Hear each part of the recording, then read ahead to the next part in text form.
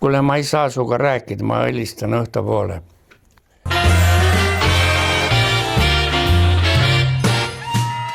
Minu nii-öelda koduka kamp, see on see kamp, kes koos Nõmmel käisime seal Keresa ja Lootsuse nurgas, seal on metsatukk, seal mängisime palli, algus rahvastepalli, hiljem võrkpalli. Selles kambas üks läks enne mind, minust aasta või 2 vanem, läks tippi sellesse samasse masinaehituse gruppi. Teine mees läks elektromehaanika tehnikumi, aga pärast läks ka edasi tippi. No vaat ja siis, kuna mul keskkoolis, ma käisin tolleaegses 10. keskkoolis, nüüd Rahumäe, Hiiu või Nõmme gümnaasium, reaalained läksid paremini ja selle tõttu siis oligi see, miks ma läksin. No vaata, mina ütlen niisugust asja, et kuna mina läksin keskkooli, 10. keskkooli 49, see oli kõige süngem aeg, olid repressioonid olnud Nõmme keskkoolis, oli õpilasi vahetatud, aetud sinna Gustav Adolfisse ja oli sõnaga koolide vahel vahetatud üliõpilasi, sest enne seda, kui see repressioonid hakkasid, olid seal õppisid ju eesotsas Meriga ja seal olid see teadlased tuntud ja Lippmaa kõik ja oli kõrge nii-öelda vaimne tase, aga siis 49. aastal oli ju lõpuks küüditamine ja kui mina siis läksin, siis oli seal nii-öelda haudvaikus 10. keskkoolis, seal põld õiget ringegi seal põlnud.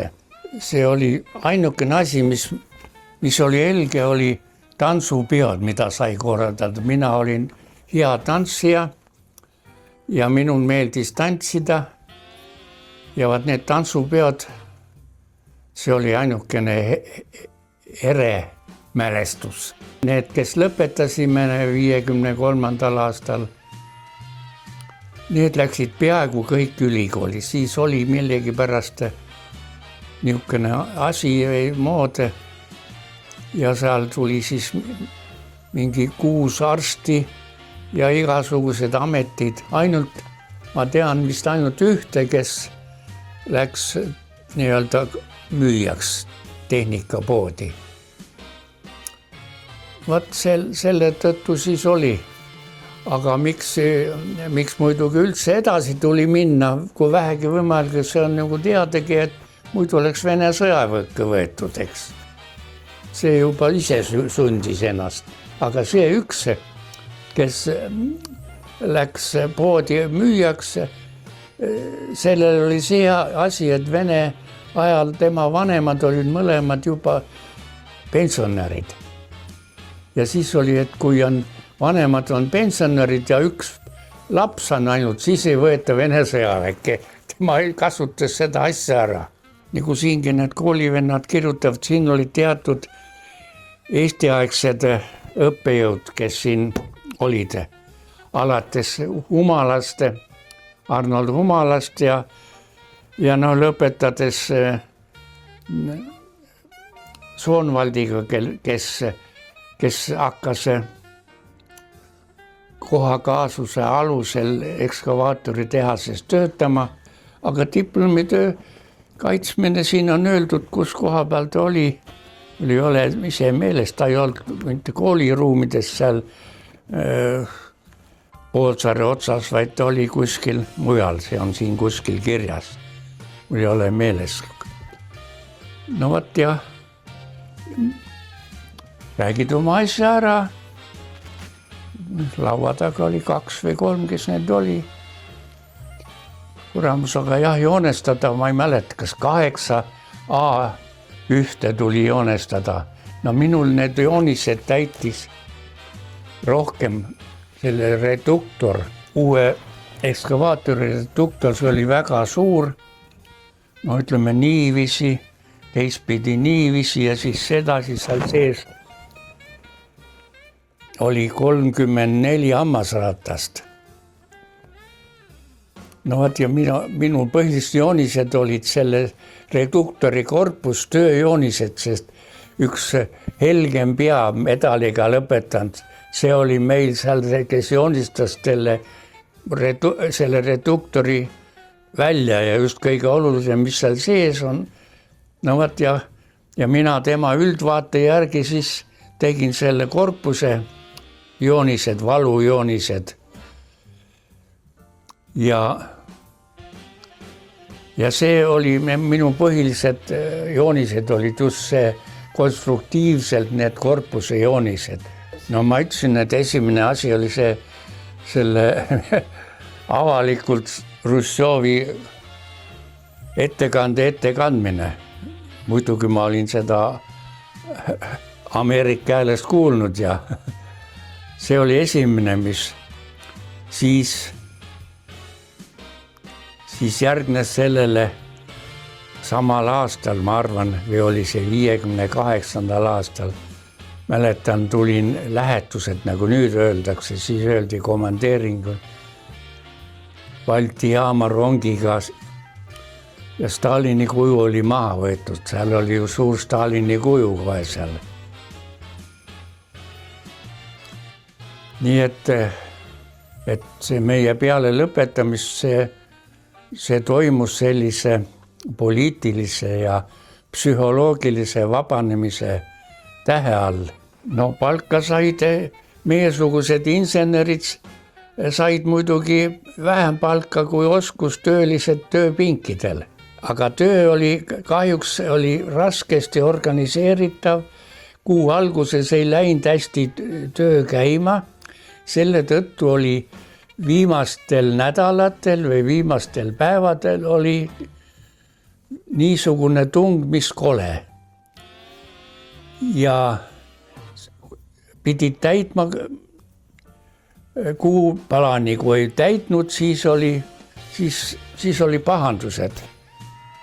Siis mingid preemiat ei saanud ja suurtel ülemustel olid muidu pahandused, et kuu lõpus meid konstruktoreid värvati montaažitšehhi tööle. Mina isiklikult millegipärast ei käinud, aga mõned käisid pidevalt.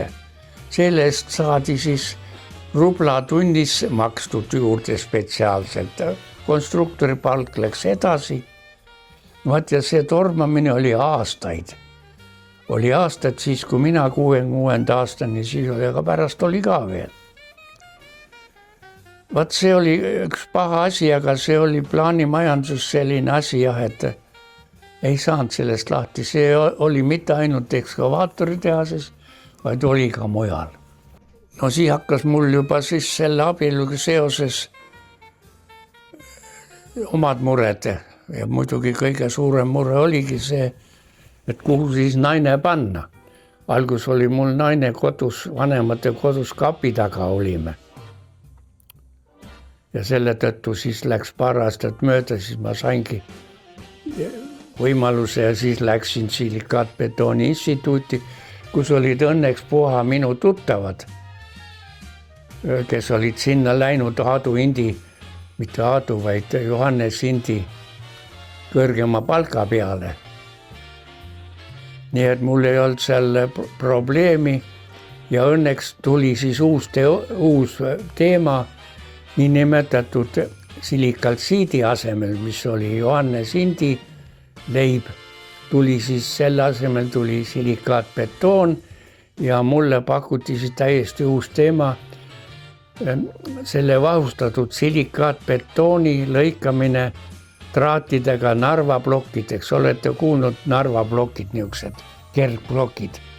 Nende lõikamine hakkas siis, nende valmistamine hakkas siis peale, kui mina 66. aastal sattusin selle asja peale, siis me katsetasime, mitu aastat läks mööda ja 70. aastal, nagu ma seal kirjades kirjutan, oli mul suur sündmus, vajutasin käima esimese lõikemasina Narva ehitusmaterjalide tööstuses ja siis sellest alates hakkas siis tulema neid niinimetatud Narva blokke ja ma sain Lenini surma aastapäeva medali. Minu vanemad muretsesid raadio alles. Nad olid niisugused vaesed inimesed, mõlemad tööliste hulgast pärit ja alles, kas oli siis 48 või. No ja siis sai ju kohe, lühilaine oli peal ja kohe sai hakata ju kuulama, tähendab, esimene asi oli muidugi Soome, sealt ma hakkasin soome keelt õppima. Ja muidugi me ju koolis ikkagi rääkisime, see oli teada, et Ameerika hääled. Ja küll siis sai need antenni sätitud ja küll sai siis sinna häälekõvendajat ette igasugust pappisi sätitud.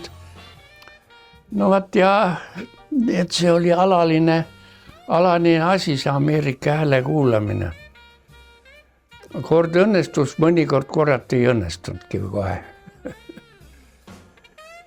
Aga see oli oluline asi. Kõik püüdsid seda teha. See oli see soometumise aeg, kui Voolijogi oli seal peadirektoriks, siis poliitiliselt mitte midagi. Isegi võib öelda, et Soome raadiost ei tulnud õiget moodsat tantsumuusikat ei tulnud. Niisugust tilulilu oli umbes nagu meile.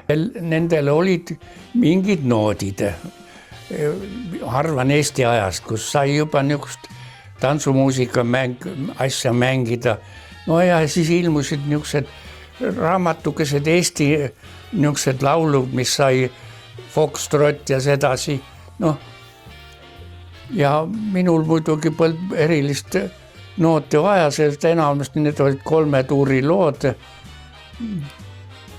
No vaat, aga mina olen kogu aeg olnud juba sellest ajast peale niisuguse souli armastaja ja seni ma käin regulaarselt kõikidel Horret Seigeri Big Bandi kontsertidel Nõmme kultuurimajas. Käin seal ja muidugi ma kuulen arvutist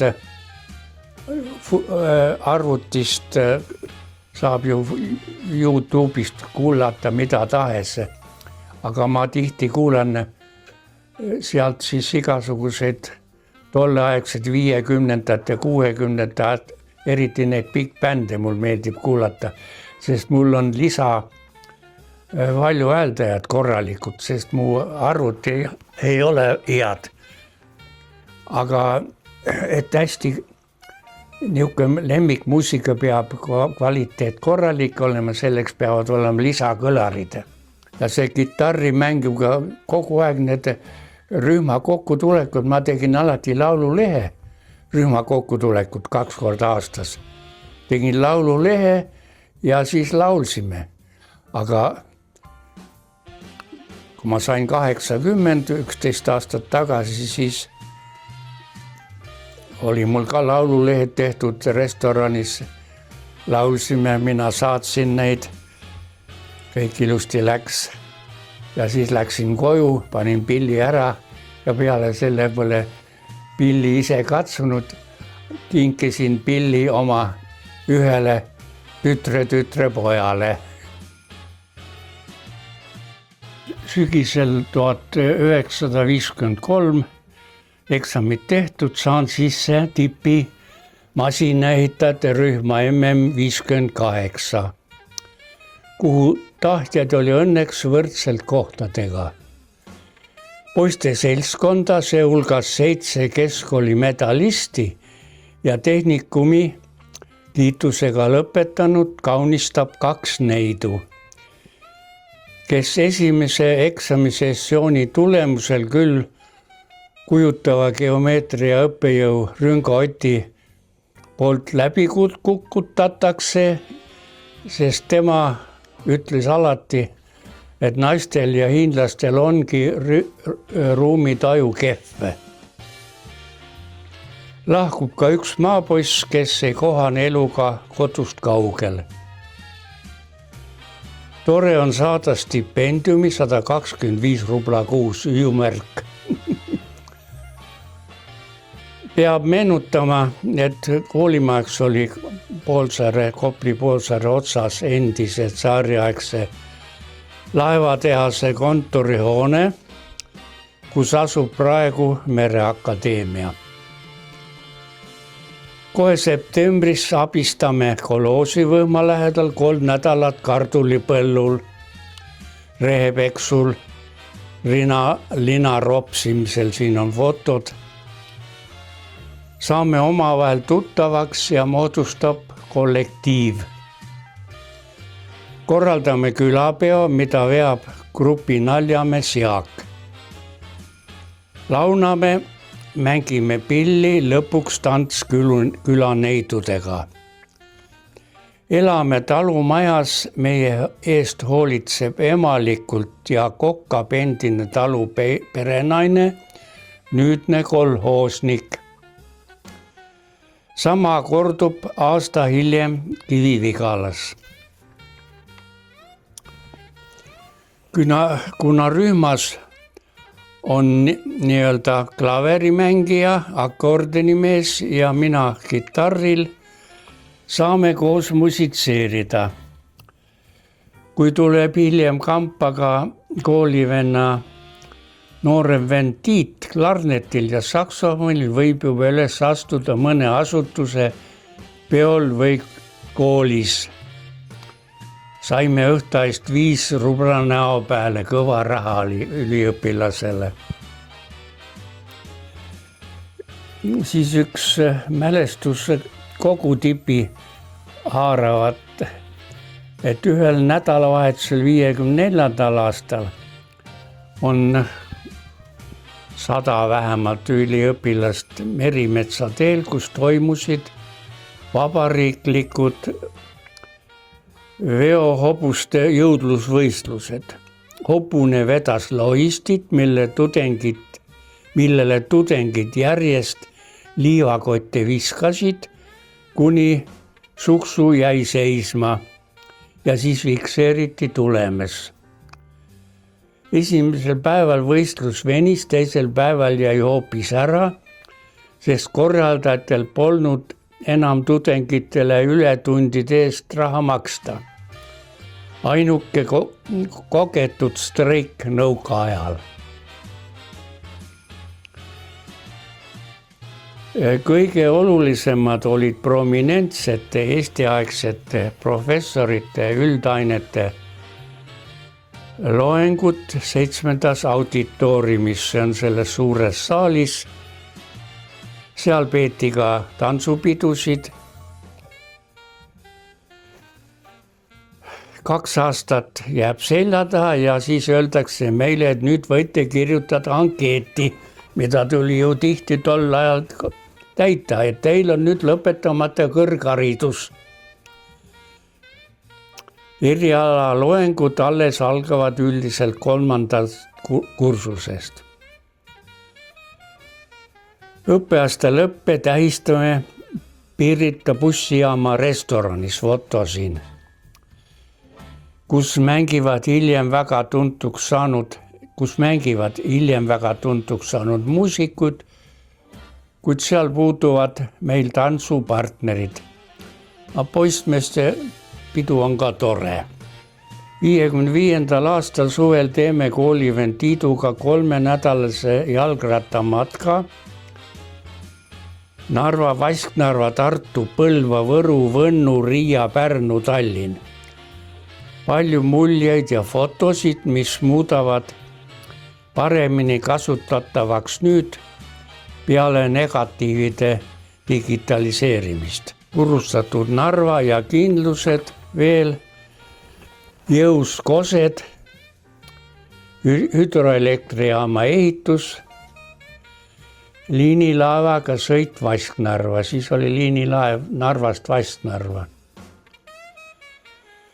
Tuntud ja tundmatud paigad said jäävustatud nii Eestis kui Lätis. Nüüd teine osa 56. aasta kevadel koos Peda rühma A21 neidudega on meil nende juures pidu Pedast. Mõlemapoolsed ettekanded, laulud ja tants. Tore viisakas pidu, nagu oli siis kombeks. Meie aga korraldame neile suusalaagri ööbimisega Paunkülas. Kuid neidudel ei õnnestu meie hulgas kedagi ära napsata. Hiljem see õnnestub Tartu arstide rühmast Maretil, kes paneb käpa peale Valdurile. Varakevadel 56 Tallinna matkajate kokkutuleku matkatehniliste võistluste võidupreemiaks, kus tipivõistkonna poiste osa oli meie rühma poolt, saame peale karikat usikud 2-nädalasele matkale rahvapaatidel Pärnu, Viljandi, Tartu Taevaskoja. See on selle marsruudi avasõit. Tol ajal ametiühing korraldas ju puhkekodudes viibimist ja matkasi ka. Riik maksis suurema osa kulusi kinni. 30 rubla tuli ainult maksta osavõtjale. Nii et see oli väga soodus. Pärnus sõitsime Vastuõlu merepinnast 42 meetri kõrgusele Viljandi järve, siis allavoolu 33 meetri tasemele Peipsil ja sealt 4,5 meetrit üles mööda Ahjat. Vastassuunas järgmisel grupi sõitjatel muidugi oli kergem. Ja kuna oli väga vihmane kevad, siis Soomaal kaotasime suurvee tõttu jääsängi ja ekslesime heinamaadel. Enne Viljandi järve tuli paati köiega kaldast vedada, sest aerud olid laiemad kui Raudna jõgi. Siin on sellest üks foto ka. Viljandis transporteeriti meie 3 puupaati veoauto kastis 7 kilomeetrit edasi Tänasilma jõkke, sest selle algus järvest ei ole enam laevatatav, nagu oli muinasajal. Jõed nähtuna on Eesti hoopis teissugune. Pollöki seminari, teate, mis on Pollök? Poliitökonoomia. Küsitakse punalektorilt naljatades, miks peaks Hiina Vabariik ühinema Hiina Rahvavabariigiga, aga mitte vastupidi. Seltsimees Lepin annab vastulöögi ja küsijal Heinaril tuleb hiljem oma sõnade eest aru anda, kuid koolist välja ei visata. 56. aasta sügisel kutsutakse komsomolid tipilahtisele partei koosolekule 7. auditooriumi ja loetakse ette Hruštšovi Stalinit paljastav ettekanne, mille ta pidas mõni aeg tagasi parteikongressil. Sellest oli juba räägitud ja tekstki ette loetud Ameerika Hääles, kuid nüüd sai seda kuulda ilma sega ja mürinata. Tekkis mingi lootuse tunne. 56. aasta sügis. Tiidu kodus valmistuvad sõbrad koos sessiks. Kõlab uksekell. Lähemal olev Eino avab. Tere poeg, küll sa oled muutunud. Hüüab tulija rõõmsalt. Poiss taganeb ukselt sõnagi lausumata, kõhn mees astub sisse ja alles nüüd ta tunneb teiste hulgas ära oma poja, keda pole näinud 10 aastat. Mis järgneb, on raske kirjeldada. Hiljem kuuleme, et isa oli olnud liigutatud ka sellest, et korteri uksel on alles tema eesnimega nimesilt. Praktikas Lauristini nimelise masinatehase sepasehis, endine Krull muidugi, kus veel leidub seadmed ja töömehe ajast, kui tehas kandis Franz Krulli nime. Muuhulgas omandan ka raudkobjade valmistamise kunsti. Sepistame endale õpipoiste traditsioonilisi asju. Teisel aastal oleme pikemal praktikal Minski traktoritehases, kus vaatleme ja koostame nähtust aruande. Esmakordselt elus viibin suure džässorkestri kontserdil. Selleks on Edi Roosneri Valgevene orkester, ere muusikaline elamus Hallil Nõukogudemaal. Tänu ülikoolile pääseme ajateenistusest Vene kroonus. Kuid 4 aasta jooksul kulub koolis esmaspäev sõjaliseks. 4. suvel oleme Kuuklooga laagris, kus lubatakse marssides laulda isegi Eesti-aegseid rivilaule. Eksamite järgi saame insener nooremleitnandi auastme. 4. kursusel kutsutakse mind Eugen Soonvaldi 10.